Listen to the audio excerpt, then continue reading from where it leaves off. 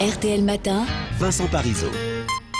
Il est 8h moins 10 et donc ce matin, Jean-Michel Apathy, vous êtes avec le président du comité de soutien de Marine Le Pen. Bonjour Gilbert Collard, pardon, excusez-moi. Ah ben ça commence bien, hein. Bonjour, Ça commence bien. Vous allez bien? Oui, très bien, je vais d'autant mieux que je suis avec vous. Le faux suspense des signatures est terminé, Marine Le Pen est maintenant certaine d'être candidate. Quel est votre objectif dans cette campagne, Gilbert Collard? Mais d'abord, je relève un parti pris dans votre question. Ah, le faux suspense, ça vous plaît pas? Ben c'est pas que ça me plaît pas. C'est juste pour vous réveiller, allez. Oh, mais attendez, j'ai pas besoin d'être quel est votre réveillé, objectif dans la vous êtes un tel coq de micro que ça... Quel est votre objectif Ça dans cette réveillerait tous campagne? les clochers des villages. Hein.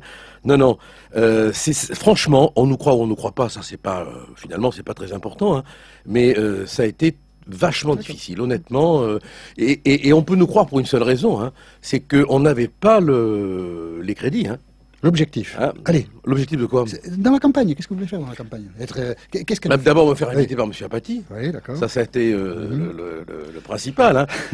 Alors, quel est mon rôle? C'est ça la question. Je vous sens peu concentré. Non, quel est votre objectif dans la campagne? Premier tour, deuxième tour, Marine Le Pen présidente? Écoutez, je suis persuadé, Oui.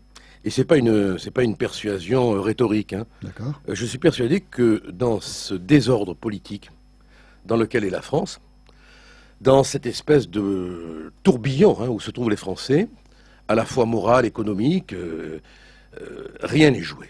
Un événement peut bouleverser complètement la donne. Hein.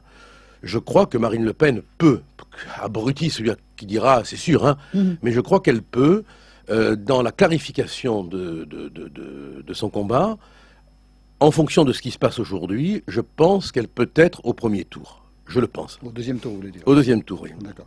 L'objectif de réduction du nombre d'étrangers entrant en France, Marine Le Pen le fixe à 10 000. Oui. Vous savez combien d'étudiants étrangers, de toute nationalité? Oui, j'ai mes notes, j'ai pris des notes.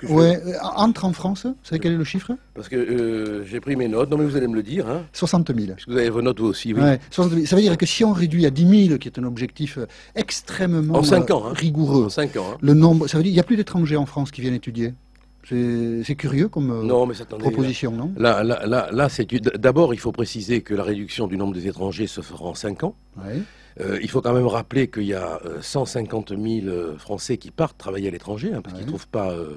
Ils ne trouvent pas de boulot d'ouverture. Oh, puis ça leur fait plaisir, peut-être. Enfin, il n'y a pas que l'obligation, on n'est pas dans... Si vous êtes maître du plaisir des gens, ça c'est une force que je n'ai pas, moi. Il y a des gens qui vont travailler à l'étranger par plaisir. Oui, non, mais il y a des gens... Il n'y a pas que la flemme qui les pousse à aller travailler à l'étranger. J'ai pas dit que c'était la flemme. Hein. La fin. J'ai pas dit que c'était la fin. Hein. J'ai dit que c'était la difficulté. J'ai dit que c'est parce qu'on dit tellement que les Français sont feignants que je pense que ce sont les difficultés qu'il y a à trouver du boulot parfois. Puis ce sont surtout les conditions de vie en France qui font. Moi, j'ai plein de copains qui partent parce que ils n'ont pas les moyens de travailler comme ils ont envie de travailler ici. Et puis surtout, parfois, on leur offre pas les ouvertures qui correspondent à leur formation, à leur diplôme. Bon. Moi, je parlais de l'inverse, les étrangers qui viennent en France. Oui. Ouais. Oui. Bon. Je sais pas pourquoi j'ai l'impression ce matin que...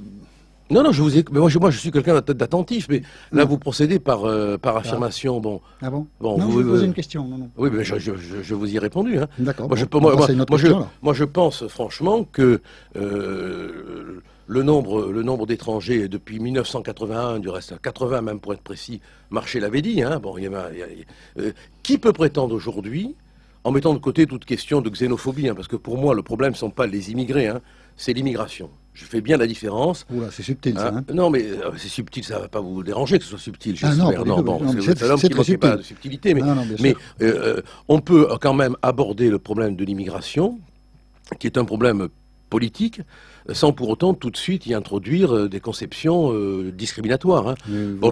Rappelez-vous... Vous dites ça à l'attention des gens du Front National? Ah non, je dis ça à l'attention de tout le monde.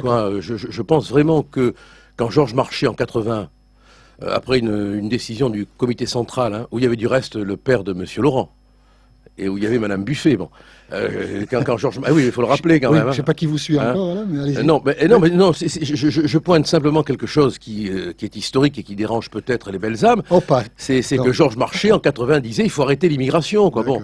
Et à l'époque, il n'y avait pas le nombre d'immigrés qu'il y a aujourd'hui. Bon, alors, ça veut quand même dire que le problème, il se pose depuis un certain nombre d'années, non? Bon, voilà. Alors, est-ce qu'on va pouvoir continuer dans la situation économique qui est la nôtre à accueillir. Je rappelle aussi que Rocard l'avait dit. Mais enfin bon, je veux dire, c'est extraordinaire quand même que on ne veuille pas entendre tout ce qui a été dit depuis des années et des années, qu'on considère qu'aujourd'hui, miraculeusement, on pourrait accueillir des immigrés qu'on ne pouvait pas accueillir en 1980, par exemple.